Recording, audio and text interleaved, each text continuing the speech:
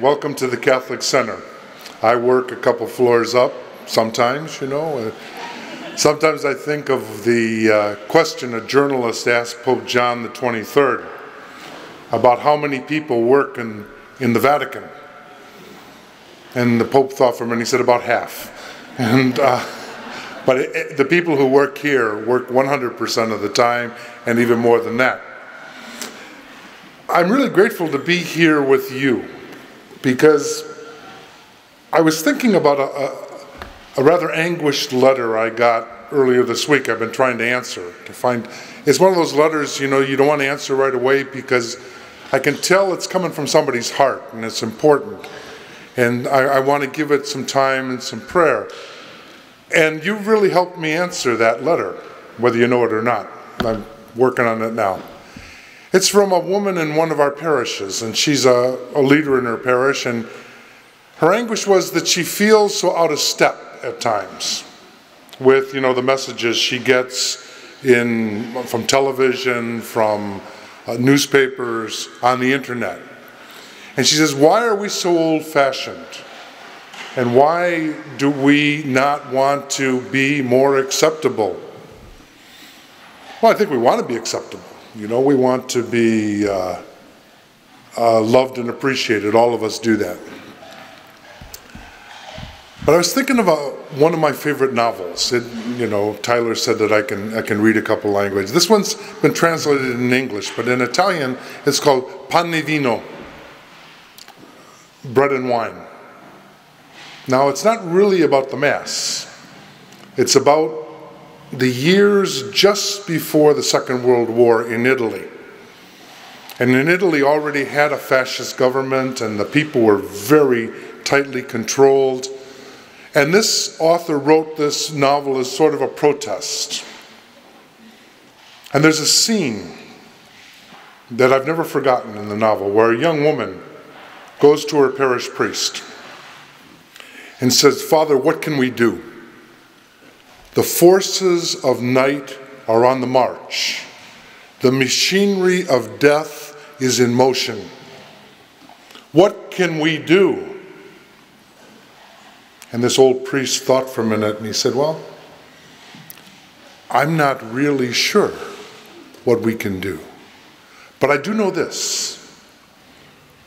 What keeps dictators awake all night, what disturbs their sleep, is the little person who steals into the town square in the dead of night and scrawls on the wall, 'No.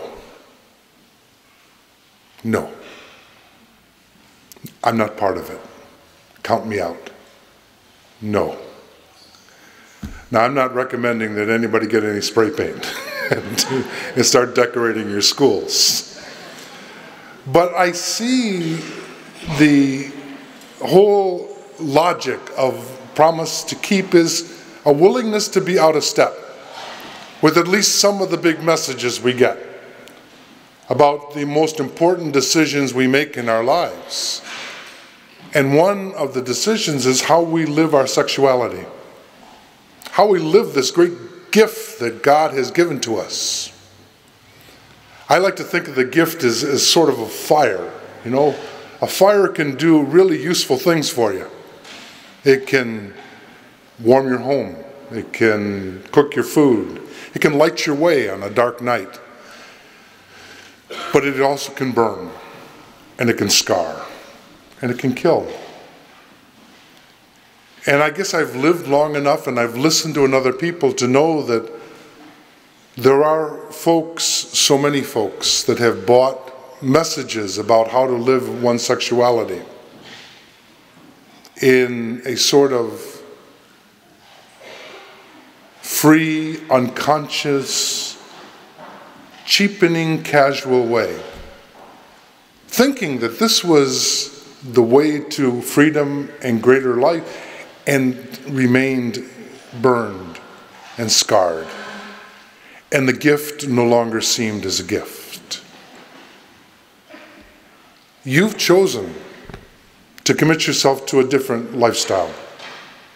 You've chosen freely to say, I am going to live sexual expression within the only commitment that can strengthen it, guard it, and allow me to appreciate it fully. And that's the commitment of marriage. You know, thinking again about the Second World War, a person I really admire that died in a Nazi prison camp was a Lutheran pastor by the name of Dietrich Bonhoeffer, and maybe you've read some of his diary, some of his writings. But recently I came across some of his writing that I had never seen before, and it was about instructions he would give to engaged couples.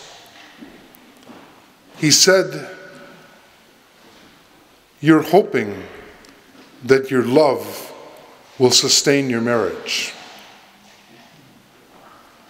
Bonhoeffer said it can't. But your marriage can sustain your love. The commitment will allow your love to remain and grow. And I think the beauty of a promise to keep is it incorporates that wisdom.